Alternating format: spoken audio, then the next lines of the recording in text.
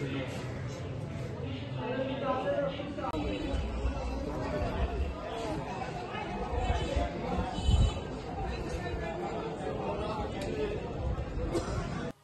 ফলন ভালোই হয়েছে, অথচ আলুর দাম একেবারে তলানিতে।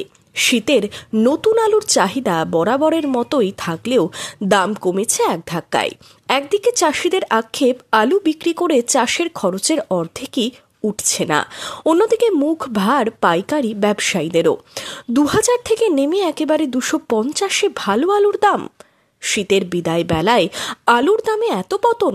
মরশুমের শুরুতে উত্তরপ্রদেশ, পাঞ্জাবের নতুন আলুর 50 কেজি বস্তার দাম ছিল 1800 থেকে 2000 টাকা।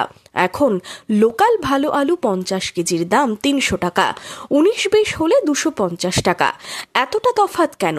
চাহিদা কেমন? পাইকারি ব্যবসায়ীরা কি বলছেন?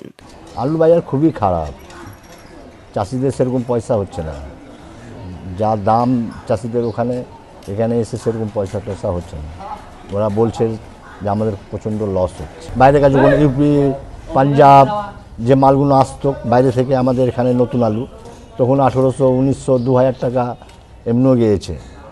তারপরে আস্তে আস্তে আমাদের যখন লোকাল শুরু হয়ে গেল, তখন আস্তে আস্তে দামটা কমতে কমতে কমতে কমতে এই পর্যায়ে দাঁড়িয়েছে 300 থেকে 250-এর মধ্যে। চাহিদা খুব মোটামুটি নেয়, মোটামুটি খুব একটা নেয়। কেন এখন গ্রামে গঞ্জে আলু উঠেছে, যারা ওখান থেকে কিনতে আসতো তারা ধরেন ওখানেই পেয়ে যাচ্ছে, এখানে আসছে না।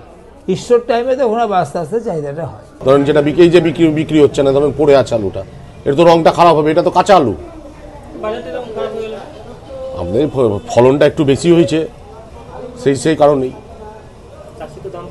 না চাষি একবারে দাম পাচ্ছে না। মার্কেটে যদি 350-400 টাকা প্যাকেট আলু বিক্রি হয়, এবার চাষি কি দাম পাবে আপনি দেখেন।